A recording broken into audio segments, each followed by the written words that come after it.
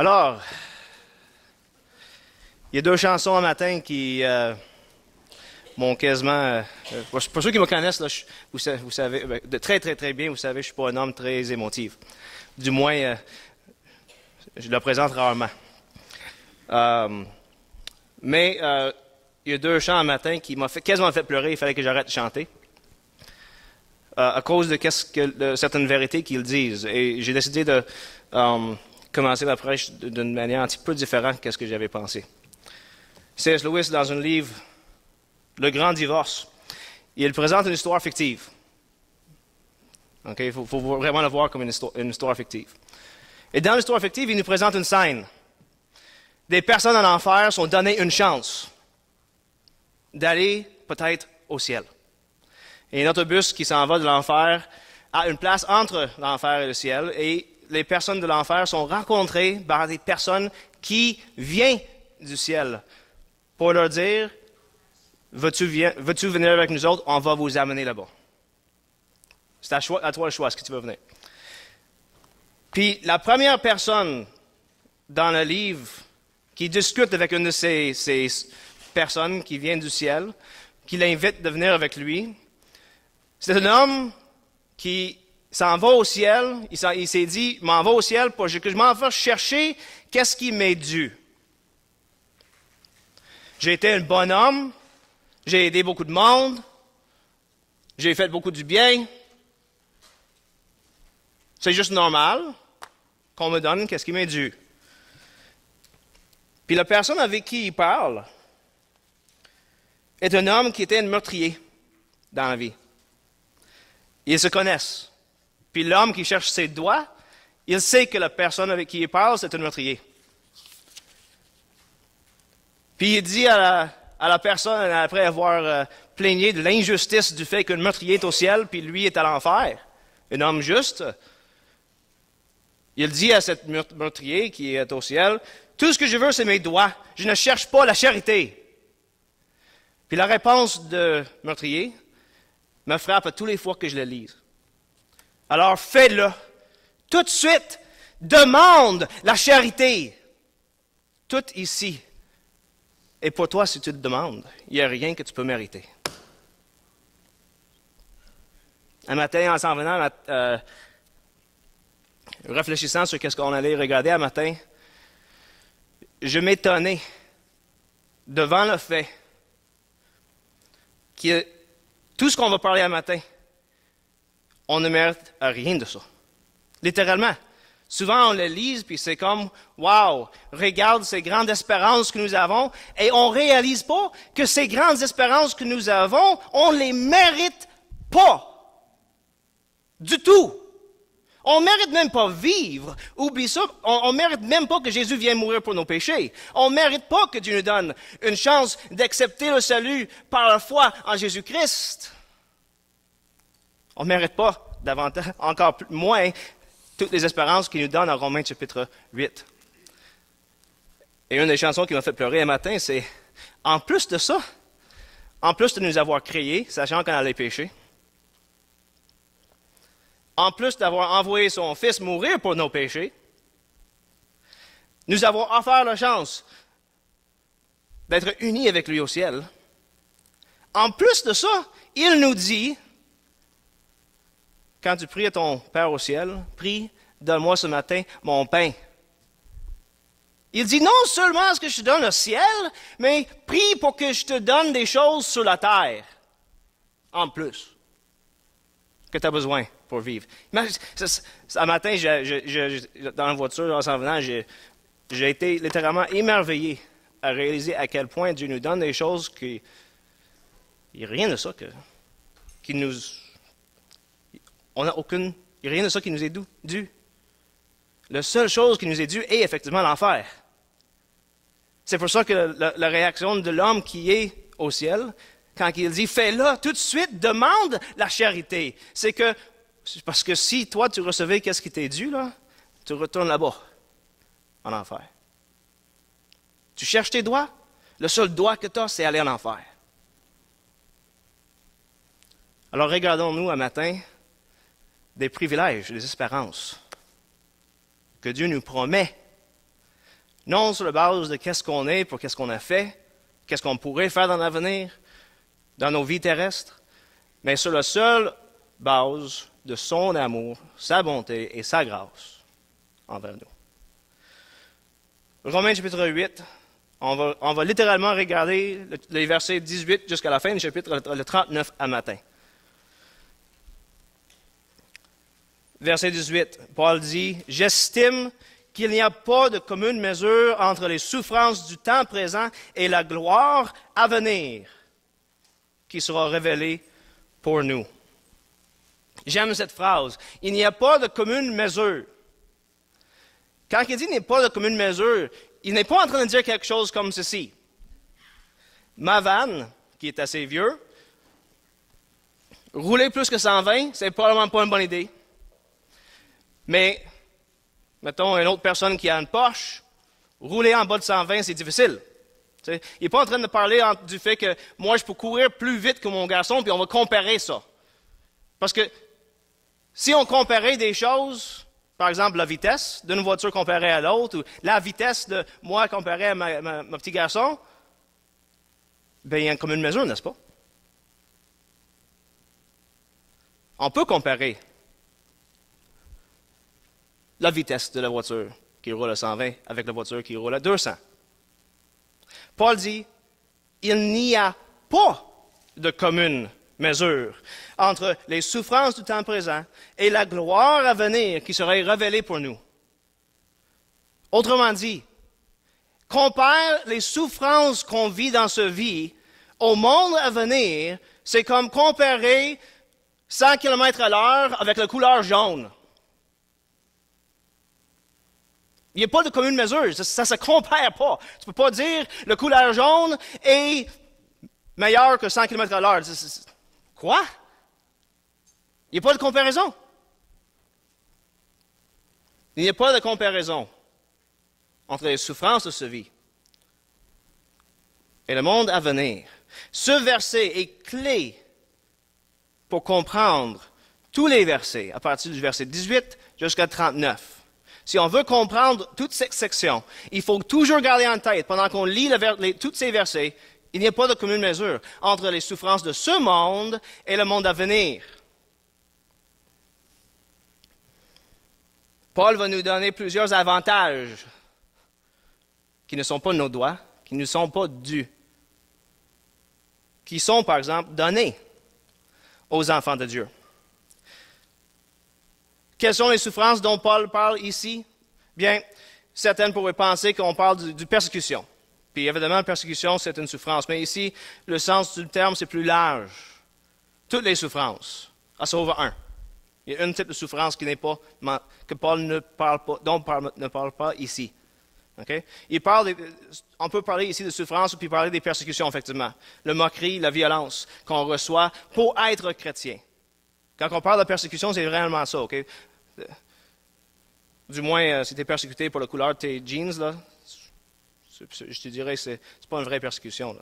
Si tu es persécuté pour le nom de Jésus-Christ, là, on parle d'une vraie persécution. Il parle ici, quand on parle des souffrances, on peut parler des difficultés de la vie en général. Il faut l'avouer, la vie n'est pas facile. OK? Nous, on l'a peut-être plus facile que d'autres personnes ici en Canada. La personne qui est pauvre et qui vit dans la rue ici au Canada est nettement plus riche que le pauvre qui vit dans la rue en Inde. Il faut garder les choses quand même en contexte, mais il ne faut pas non plus nier nos souffrances.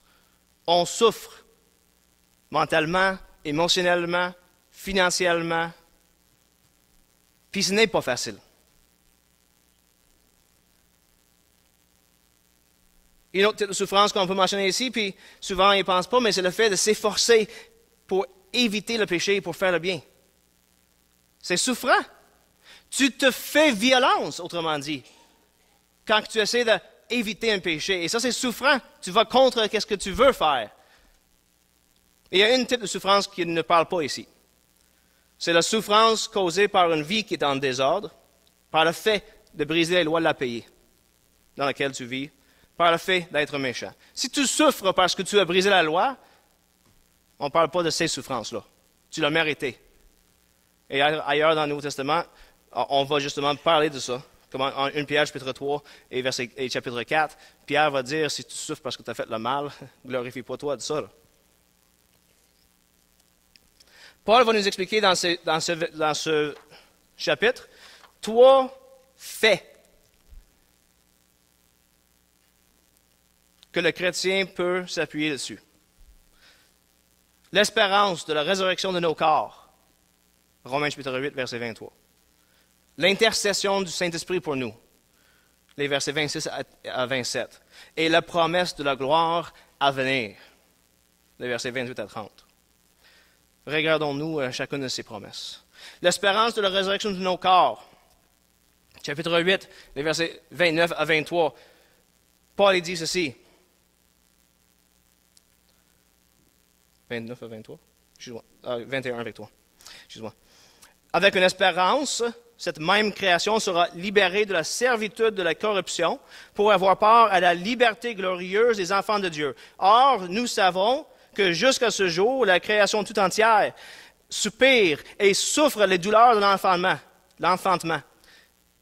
Bien plus, nous aussi, qui avons les prémices de l'Esprit, nous aussi, nous soupirons en nous-mêmes en attendant l'adoption, la rédemption de nos corps. Qu'est-ce qu'une espérance? Paul explique qu'est-ce qu'une espérance dans le verset 24. Car c'est en espérance que nous avons été sauvés. Là, il dit, or, l'espérance qu'on voit n'est plus espérance.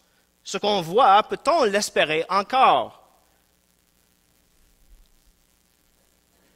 Pense un peu à l'enfant qui attend son père bien-aimé, qui retourne à la maison pour jouer avec lui, puis attend à la porte. Quand il voit son père arriver, il n'a plus d'espérance que son père arrive. C'est ça que Paul est en train d'expliquer. Rendu au ciel, dans l'unité avec Dieu éternel, il n'y a plus d'espérance. On est là. OK? L'espérance, c'est quand on n'est pas encore arrivé. Présentement. Et je trouve intéressant ce que Paul dit par la suite. Verset 25. Mais si nous espérons ce que nous ne voyons pas, nous l'attendons avec persévérance.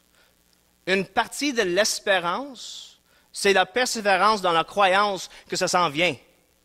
L'enfant qui attend à la porte, puis c'est parce qu'il sait que son père s'en vient. Puis il reste là. Puis le mère dit, tu t'en vas faire de dos. Fait qu'il s'en va le mettre au lit. Puis l'enfant reste réveillé parce qu'il attend son père. Il persévère malgré les enseignements de sa mère, peut-être. C'est peut-être pas une bonne chose. Mais vous comprenez le point. Il persévère parce qu'il a l'espérance de voir son père. Et c'est ça pour nous autres. Paul est en train de dire, si nous avons vraiment cette espérance, alors nous allons persévérer dans l'espérance. On va avoir hâte pour le retour de Jésus-Christ. C'est quoi la base de notre espérance? Chapitre 8, les versets 10 à 11. Et si Christ est en nous, le corps, il est vrai, est mort à cause du péché. Mais l'esprit est vie à cause de la justice. Et si l'esprit de celui qui a ressuscité Jésus d'entre les morts habite en vous, celui qui a ressuscité le Jésus-Christ d'entre les morts donnera aussi la vie à vos corps mortels, par son esprit qui habite en vous. Mais c'est qui a cet esprit? Juste avant, il dit, si quelqu'un n'a pas l'esprit de Christ, il ne lui appartient pas. Si tu es sauvé, tu es habité par l'esprit. Et si tu es habité par l'esprit, vous avez l'espérance solide de la résurrection et la rédemption de vos corps. L'autre partie, l'autre base de notre espérance, c'est que Jésus est ressuscité. Si Jésus n'est pas ressuscité, comme Paul dit en 1 Corinthiens chapitre 15, alors on est les personnes les plus misérables du monde. On impose on s'impose des choses comme il ne faut pas se saouler. Il ne faut pas faire l'amour avec tous ceux que ça nous tente. Il ne faut pas poursuivre les désirs sexuels, sensoriels, jusqu'à en vomir. Tu comprends? Et on impose ça. Mais si Jésus n'est pas ressuscité, pourquoi? S'il n'y a pas de vie après la mort, puis tout ce qu'on a la seule promesse qu'on a, c'est les plaisirs terrestres. Quand on meurt, il n'y a rien alors on devrait être en train de poursuivre les plaisirs. C'est tout ce qu'on aura. Quand la vie est finie, il n'y a rien d'autre. Donc, le base de notre espérance, c'est le fait que Jésus est ressuscité. Mais ça implique quoi? Ben, excuse-moi si je parle comme apologète pendant 2 secondes. Si Jésus n'est pas mort, il n'est pas ressuscité. Vous comprenez ce point-là? Mais Jésus est mort. Jean chapitre 19, les versets 31 à 35 nous expliquent que les soldats romains étaient envoyés pour faire quoi? Briser les genoux de Jésus-Christ quand il était sur la croix. Pourquoi? Pour qu'il allait mourir plus vite. Mais quand ils sont arrivés pour briser ses genoux, c'est quoi qu'ils ont découvert? Il est déjà mort. Est-ce que vous pensez que des soldats romains qui sont habitués non seulement à tuer dans le champ, en bataille, avec une épée, mais qui sont habitués à faire une crucifixion, puis à tuer des gens sur un bois pendu, puis ils voient ça, le journée est long, c'est leur expertise. Pensez-vous qu'ils se sont trompés? Bien, les Écritures nous informent que, juste pour s'assurer qu'ils ne se sont pas trompés, ils l'ont percé Jésus du côté. Le lance a rupturé son cœur et l'eau et sang sont sortis. Jésus est réellement mort. Il n'a pas évanoui sur la croix. Il est mort. Mais il était en plus mis dans un tombeau. Jean chapitre 19, les versets suivants, les versets 38 et 42. Et ce que j'ai trouvé intéressant, c'est que, remarquez, c'est qui a mis Jésus dans le tombeau? Ce ne sont pas ces 12 apôtres qui le suivaient de proche, qui auraient pu s'arranger pour rendre ça facile. C'était des personnes les moins attendues. Des personnes que, en mettant Jésus dans le tombeau, ils mettaient leur propre caractère en jeu. Le respect qui les était dû par le peuple juif. Joseph, qui était le membre du Sanhédrin, une personne extrêmement respectée dans la société, a mis sa propre caractère sur le plateau pour dire, moi, je m'en vais honorer mon Seigneur. Qui d'autre? Nicodème, un pharisien. Le tombeau était proche, connu, c'était neuf, il n'y avait pas d'autre corps dedans, et pas encore, autrement dit, il n'était pas encore utilisé. Tout le monde savait où c'était. Après sa résurrection, le tombeau était vérifié par plusieurs personnes différentes, et le tombeau était vide. Notez, les soldats qui protégeaient le tombeau, eux autres, ils ont vérifié le tombeau. Ils sont allés voir les autres, puis ont dit, le corps n'est plus là. On a un témoin, on pourrait dire, non partisan, du fait que le tombeau était vide. Mais finalement, non seulement est-ce que Jésus est mort, enterré, et le tombeau est vide, il a été vu par des témoins. Et pas juste par n'importe quel témoin. Ce n'est pas juste à ses apôtres qui est apparu. Jésus est aussi apparu à Saül, celui qui persécutait l'Église et tuait des personnes. Il est apparu à son frère Jacques, selon 1 Corinthiens chapitre 15. Jacques, que durant le ministère de Jésus-Christ, était un sceptique, puis qui allait voir Jésus-Christ pendant que Jésus enseignait, puis disait à Jésus, arrête vos idées de grandeur, là, reviens avec nous autres dans des maisons à bâtir. Il était des charpentes. C'est la famille de Joseph. Il lui dit, t'es pas le Messie, là, arrête de penser ça, viens chez nous. Et là, tout d'un coup, on trouve Jacques. Après que Jésus est monté au ciel, on le retrouve comme un des pasteurs principaux de l'Église de Jérusalem. Quel changement a dû avoir lieu pour que ce sceptique est devenu un personnage principal dans l'avancement de l'Évangile dans le premier siècle. Mais pas juste lui, il y avait Paul, par exemple. J'ai déjà mentionné Paul, mais on peut parler de Thomas qui doutait. Et il faut vraiment réaliser le point sur que tous les apôtres doutaient. Les apôtres se sont retournés à leurs emplois à l'avance. Ils étaient totalement déçus. Si les apôtres pensaient que Jésus allait ressusciter, Il allait être là dans la chambre haute en train de l'attendre. Mais il cachait là pour peur. Puis quand que Jésus est arrivé, ils ont fait la saute. Parce qu'ils ne l'attendaient pas. Ils pensaient que c'était fini. Et Jésus est apparu, autrement dit, tous ceux à qui Jésus est apparu étaient sceptiques. Quelle immense joie ils ont pu vivre de voir leur Seigneur ressusciter. Et tu sais quoi? C'est cette résurrection, le fait que Jésus a vécu la mort, que nous avons l'espérance que notre corps va être, elle aussi, ressuscité. La rédemption de nos corps. Deuxièmement, les versets 26 à 27 du chapitre 8, Paul dit ceci, « De même aussi, l'Esprit vient en secours de notre faiblesse. Car nous ne savons pas ce qu'il convient de demander dans nos prières, mais l'Esprit lui-même intercède par des soupirs inexprimables. Et celui qui sonde les cœurs connaît quelle est l'intention de l'Esprit.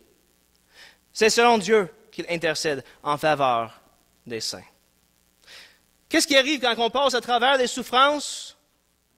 Je peux vous le dire, je l'ai vécu. On a eu des difficultés, des grandes souffrances. Quand on passe à travers des souffrances, parfois on a des amis avec les meilleures motivations qui viennent nous encourager. Dieu veut prendre soin de toi. Je vais prier pour toi. Et quand tu es en train de vivre la souffrance, c'est la dernière chose que tu vas entendre. Je sais que Dieu veut prendre soin de moi. Je sais que Dieu est souverain. Ça ne m'aide pas que tu me dises ça. Comme si tu me prends pour ignorant. Parfois, nos amis pensent faire le bien encore, mais justement, ils nous blessent. Comme les amis de Job. Quand ils sont allés voir Job, puis ils ont fini par dire, peut-être que tu souffres autant parce que tu as péché. Il faudrait que tu te repentis. Ils ont les meilleures motivations. Mais qu'est-ce qu'ils auraient dû faire? Ils auraient dû se taire. Souvent, la réalité, c'est quand on arrive dans la souffrance, nos amis ne savent pas vraiment quoi dire, ils devraient se taire et juste s'asseoir à côté de nous autres et souffrir avec nous autres. Et le pire, c'est que nous ne savons pas quoi dire. Nous n'avons pas de mots pour exprimer nos souffrances. Nous ne savons pas quoi faire même. On est figé. L'intellect ne bouge pas. Les émotions nous empêchent de fonctionner et de penser, et on ne sait plus quoi faire. N'est-ce pas une grande bénédiction et encouragement de savoir que même quand nous, on ne sait pas quoi dire, il y a l'Esprit Saint qui prie pour nous, qui demande des choses pour nous que nous, on ne sait même pas demander pour nous-mêmes. Et on ne serait pas capable si on le savait. Quel grand encouragement que quand que nous, on souffre, une des personnes de la Trinité prie pour nous.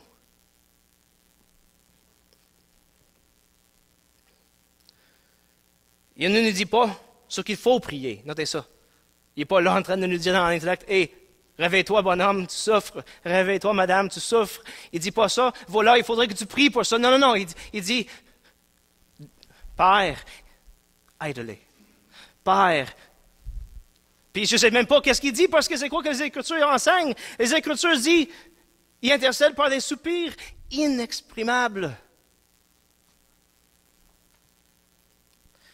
Même si on pourrait entendre qu'est-ce que l'Esprit Saint priait pour nous, on ne pourrait pas le comprendre.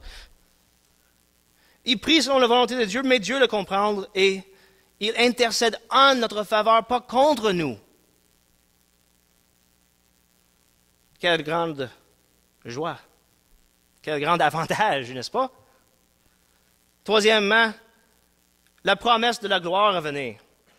Versets 28 à 30. Paul il dit ceci, « Nous savons du reste que toute chose coopère au bien de ceux qui aiment Dieu, de ceux qui sont appelés selon son dessein. » On va arrêter de être là parce que là, on sait tout de suite que peu importe qu'est-ce qui se passe dans ma vie,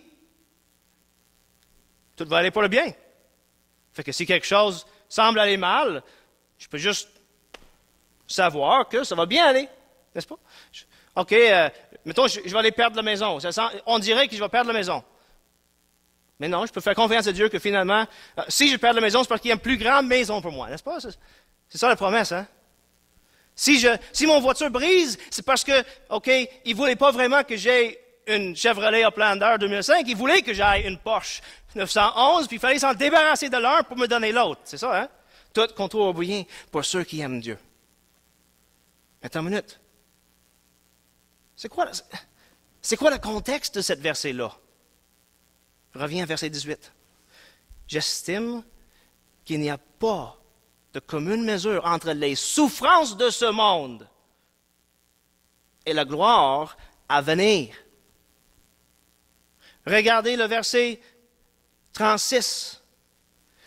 Ça fait aussi partie du contexte. Selon qu'il est écrit, à cause de toi, Jésus-Christ, l'on nous met à mort tout le jour. On nous considère comme des brebis qu'on égorge. Je vais vous dire honnêtement, ces versets me font peur.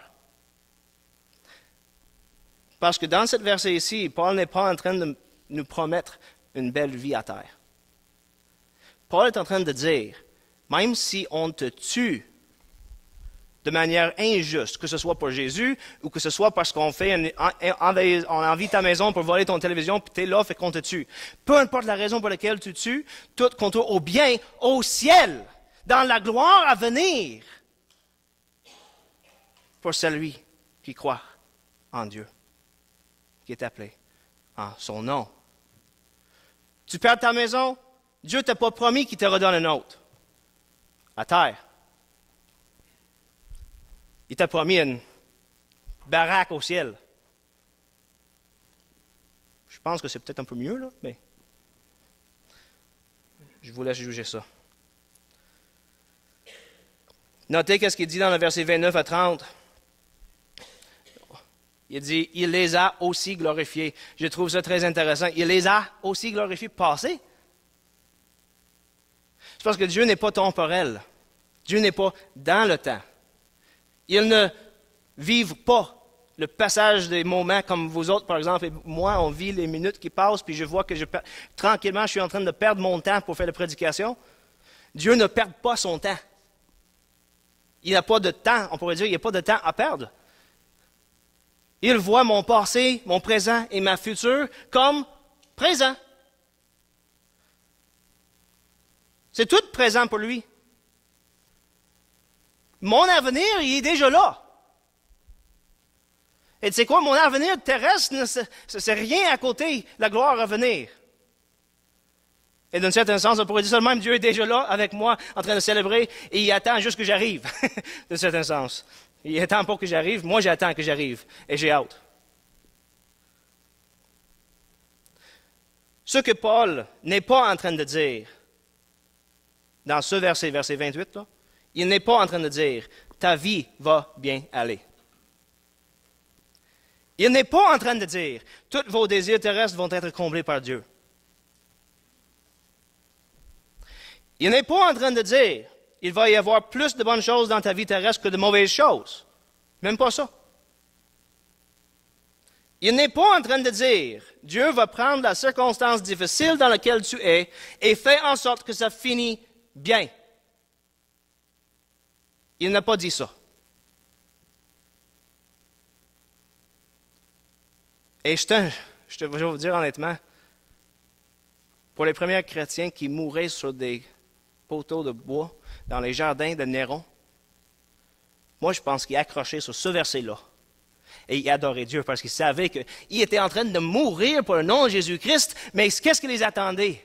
Était bien meilleur que tout ce qu'il pourrait souffrir, et même bien meilleur que toutes les bonnes choses qu'il pourrait avoir sur cette terre. Ce que Paul est en train de dire, c'est ceci. Même si ta vie terrestre est vécue dans la pire misère imaginable, même si tu deviens un chrétien sur les rues en Inde et qu'on te tue parce que tu deviens un chrétien, tu t'en vas au ciel pour être dans la présence de ce qui est le bien ultime, la source de tous les biens terrestres, qui ne sont que des faibles réflexions de sa grande bonté.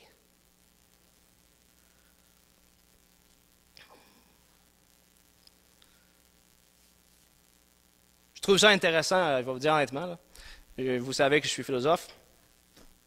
Je trouve ça intéressant quand je lis Socrate, Aristote et Platon, parce qu'eux, ils disent ceci.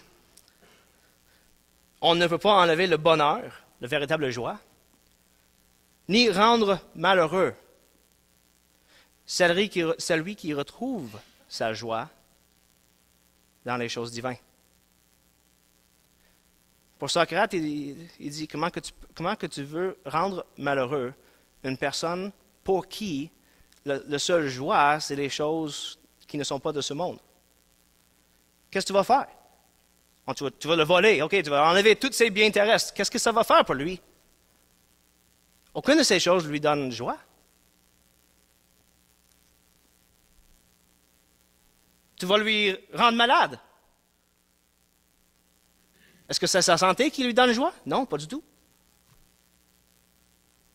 Tu vas attaquer son caractère devant les foules, lui traiter de menteur, lui traiter de stupide devant des personnes qui sont supposées le respecter. Est-ce que ça va lui faire mal? Non, parce que son réputation terrestre ne vaut rien pour lui. Tu vas lui enlever tous ses droits. Mais mes droits canadiens. Est-ce que tu me fais mal si mon désir n'est pas pour mes droits canadiens, mais pour le ciel? Pas du tout.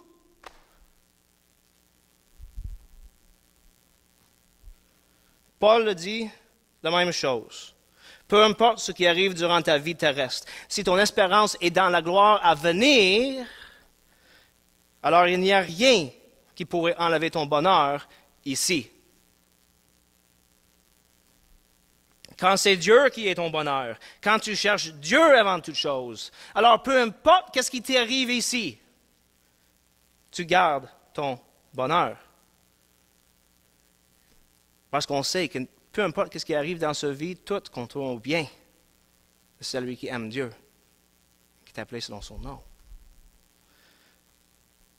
Quand on réalise ces trois faits, nous sommes capables de dire avec Paul, il n'y a pas de commune mesure entre les souffrances de ce monde et le monde à venir. Il n'y en a pas. Là, je veux conclure avec les derniers versets du chapitre 8. Paul, ici, il demande plusieurs questions rhétoriques, c'est-à-dire la réponse est sous-entendue par la question ou donnée dans la question. Puis ces questions viennent pour soutenir tout ce qu'il a dit jusqu'à ce point.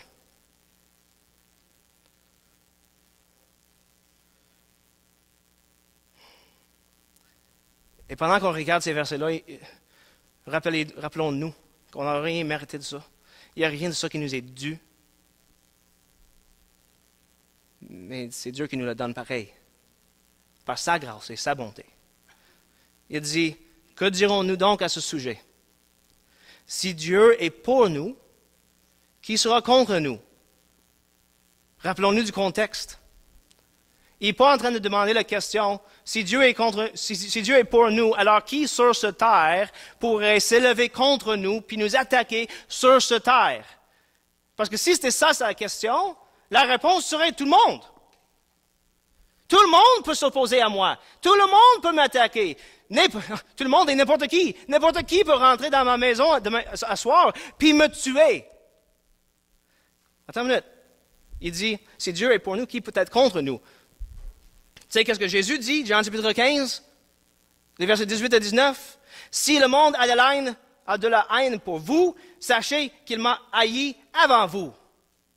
Si vous étiez du monde, le monde aimerait ce qui est à lui. Mais parce que vous n'êtes pas du monde et que je vous ai choisi du milieu du monde, à cause de cela, le monde a de la haine pour vous.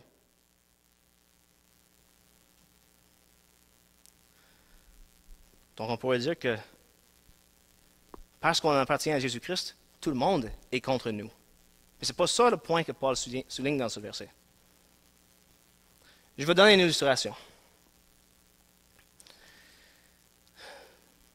Imaginez un petit garçon de votre assemblée. Est-ce que vous connaissez Rosaire? Grand. Il vient à l'église de Bécancour. Je pense avant ça, il était dans le coin de Cap-de-Malène, je ne sais pas trop. C'est un grand ancien moto. OK? Quand je dis grand, il est probablement 2 fois ma grandeur, puis il est imposant. Là. Imagine que le petit garçon se fait menacer par quelqu'un. Et que le petit garçon, il court, il se cache en arrière de Rosaire. Penses-tu vraiment que la personne qui l'attaque va continuer l'attaque? Rosaire va juste faire hey! C'est pas si grave quand c'est moi, là, mais quand c'est hey! C'est autre chose. Là, qui s'attaquerait à ce petit garçon quand il était caché en arrière de Rosaire? Pas grand monde. Qui s'attaquerait réellement? Qui peut réellement faire quelque chose à celui qui appartient à Dieu? Ils peuvent nous tuer. Ils peuvent nous enlever tous nos biens terrestres. Mais la vie, c'est quoi? 80 ans, si on est tué avant, c'est peut-être 50 ans, 40 ans, 30 ans, je ne sais pas. Mais 30 ans, c'est même pas une seconde comparé à l'éternité qui nous attend au ciel. Qui peut s'opposer à nous, si Dieu est pour nous? Ensuite, il dit, lui qui n'a pas épargné son propre fils, mais qui l'a livré pour nous, comment ne nous donnera-t-il pas aussi avec lui, pas aussi tout avec lui, par la grâce?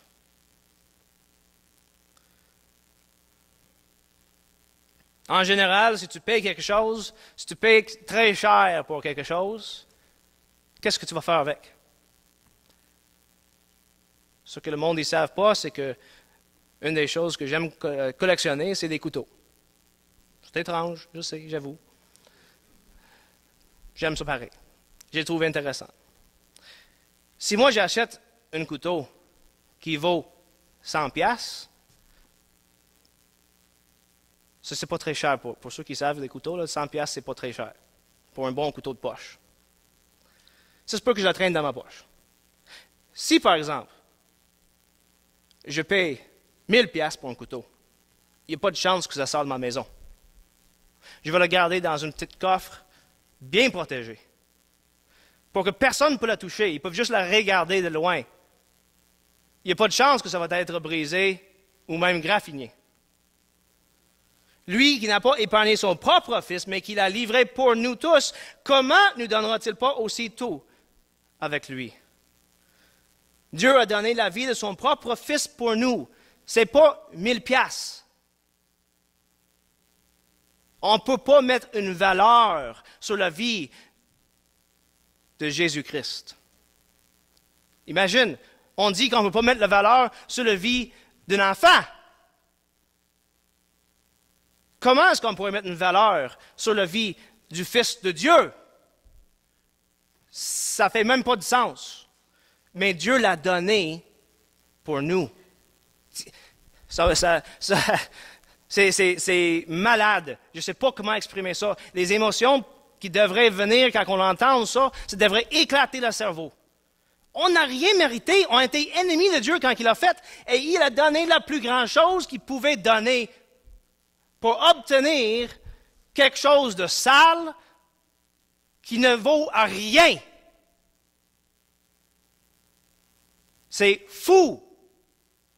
Mais s'il a fait ça, penses-tu qu'il va laisser quelque chose arriver à ça? Non, il va l'amener au ciel, puis il va le mettre dans la meilleure place. Il va le donner tout avec Jésus-Christ. On ne mérite pas ça. C'est une chance que Dieu ne nous donne pas. Qu'est-ce qui nous est dû? Au contraire, c'est parce qu'il nous donne ce qui nous n'est pas dû qu'on peut dire, on peut même parler de cette grâce. Qui accusera les élus de Dieu? Dieu est celui qui justifie. On pourrait dire ça on pourrait reposer la question d'une autre manière. Si Dieu est celui qui justifie, alors qui accusera l'Église?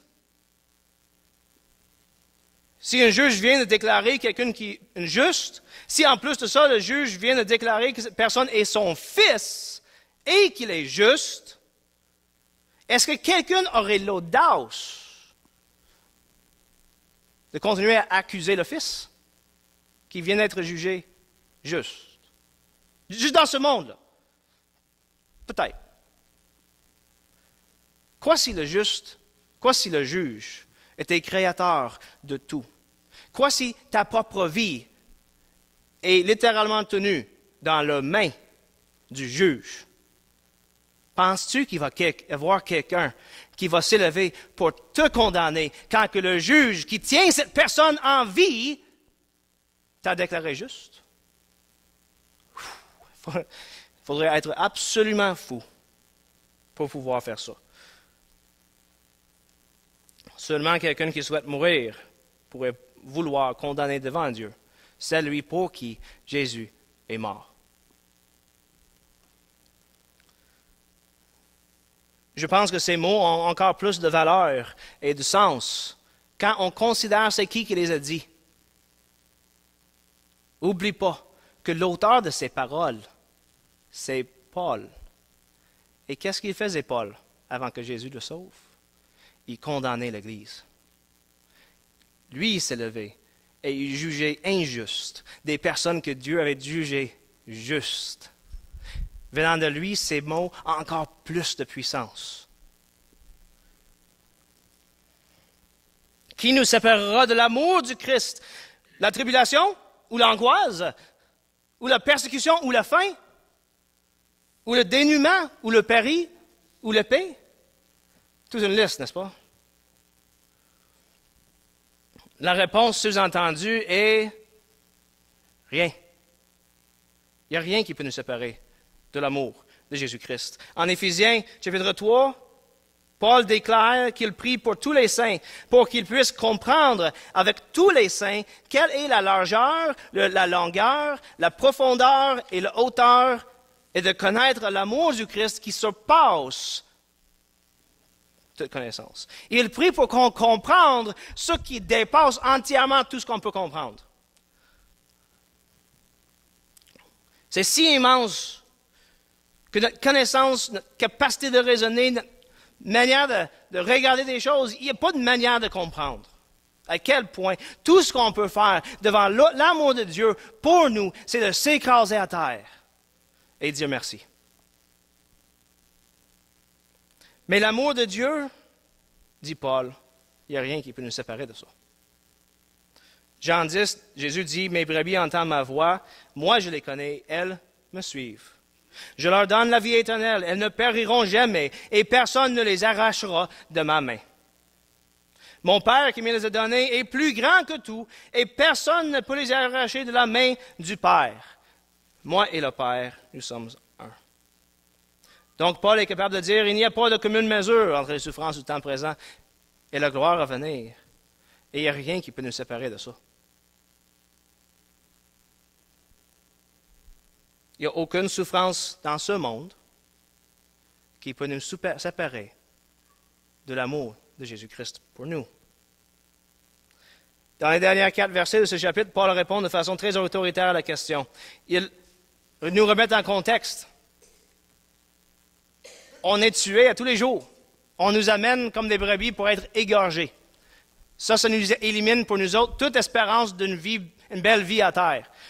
Paul avait dit à Timothée, celui qui veut vivre de manière pieuse va être persécuté. Ça, c'est la promesse dans la Bible sur laquelle on peut s'accrocher et dire, Dieu a promis. Et je m'attache à cette promesse. Si je veux vivre pieusement, je vais être persécuté. Mais Dieu a aussi donné une autre promesse, que les persécutions de ce monde ne sont rien comparé à la joie, à la gloire à venir.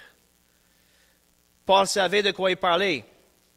Quand il a écrit ce livre, je pense, il avait déjà écrit 2 Corinthiens, il avait probablement déjà expérimenté beaucoup de choses, de ce qu'il nomme du moins, dans l'épître de 2 Corinthiens. Et il dit ceci, sont-ils serviteurs du Christ? Je parle en termes extravagants. Je le suis plus encore. Comment ça que Paul est plus serviteur du Christ? Par les travaux, bien plus. Par les gloires qu'il a reçues des rois auxquels il prêchait l'Évangile? Non. Par les emprisonnements? Bien plus. Par les coups? Bien davantage. Souvent en danger de mort. 5 fois j'ai reçu des Juifs, 40 coups moins 1. 3 fois j'ai été battu de verge. 1 fois j'ai été lapidé. Tout d'un coup, ma vie ici au Québec là, paraît beaucoup moins souffrant.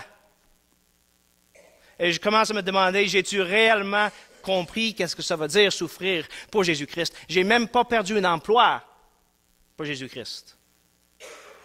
Oublie ça, avoir été battu de verge. Lapidé. Il continue 3 fois, j'ai fait naufrage. J'ai passé un jour et une nuit dans l'abîme. Souvent en voyage, exposé au danger des fleuves, au danger de la part de mes compatriotes, au danger de la part des païens, au danger de la ville, au danger du désert, au danger de la mer, au danger parmi les faux frères, au travail et à la peine, souvent dans l'éveil, dans la faim et dans la soif, souvent dans les jeûnes, dans le froid et le dénuement, et rien de ça parce qu'il a mérité. Vous voyez ça? Si Paul aurait pu quasiment dire, comme le gars qui rentre au ciel dans le livre de C.S. Lewis, je viens juste pour demander mes droits, je n'ai pas mérité rien de ça. Paul aurait pu rester pharisien, avoir une belle vie sur la terre. Il a décidé de souffrir. D'une manière de souffrance que nous n'avons jamais vue ici au Québec pour Jésus-Christ. Ayant vécu tout cela, et plus, Paul est quand même capable de dire, mais dans toutes ces choses, nous sommes plus que vainqueurs. Plus que vainqueurs. Quand tu te fais battu, lapidé, mis en prison, tu es quand même considéré plus que vainqueur par celui qui nous a aimés. Pourquoi? Parce que si Dieu est pour nous, qui peut être contre nous? Pourquoi? Parce qu'il n'y a pas de commune mesure entre les souffrances du temps présent et la gloire à venir qui sera révélée pour nous. Parce que toute chose coopère au bien de ceux qui aiment Dieu et de ceux qui sont appelés selon son dessein. Cette promesse n'est pas pour le temps présent. Accroche-toi pas dessus quand tu es dans la souffrance, comme si Dieu va te donner une belle maison sur une belle rue à Shawinigan. C'est pas ça que Dieu nous a promis. Au contraire, même si notre vie est pleine de misère, que nous sommes pauvres, malades, persécutés, sans abri, sans nourriture, sans habits, que nous n'avons aucun ami dans cette vie,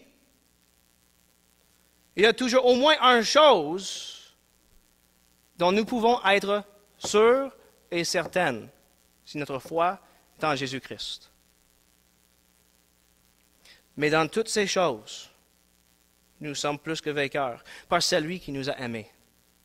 Car je suis persuadé que ni la mort, ni la vie, ni les anges, ni les dominations, ni le présent, ni l'avenir, ni les puissances, ni les êtres d'en haut, ni ceux d'en bas, ni aucune, c'est comment c'est long la liste, ni aucune créature. Et ça veut dire, quand on dit aucune créature, ça veut dire littéralement toute, à l'exception de Dieu, qui lui seul n'est pas une créature. Aucune créature ne pourra nous séparer de l'amour de Dieu en Christ Jésus, notre Seigneur. Et voici la promesse qu'il nous a faite. 1 Jean 2, 25. La vie éternelle. Merci Seigneur pour cette grande bénédiction que tu nous as donnée. Tous les mots que j'ai pu dire un matin pour essayer d'exprimer de manière cohérente et compréhensible ta grande amour et bonté et grâce envers nous ne sont rien à côté de la réalité. C'est des faibles tentative d'expliquer ta grandeur qui nous dépasse tellement qu'on ne peut même pas le comprendre. Tout ce qu'on peut faire, Dieu, c'est tomber sur nos genoux devant toi et te remercier. On peut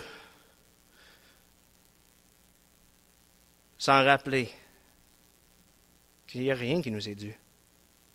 On n'a pas de doigt.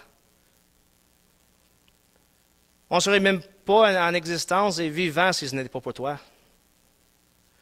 Et notre existence pécheresse devant toi, ça te pue au nez. Et malgré tout ça, tu es mort pour nos péchés, puis tu nous promettes la vie éternelle. Quel immense amour, quelle grâce, Seigneur. On te remercie pour ça. On t'aime, puis on veut juste te rendre gloire. Amen.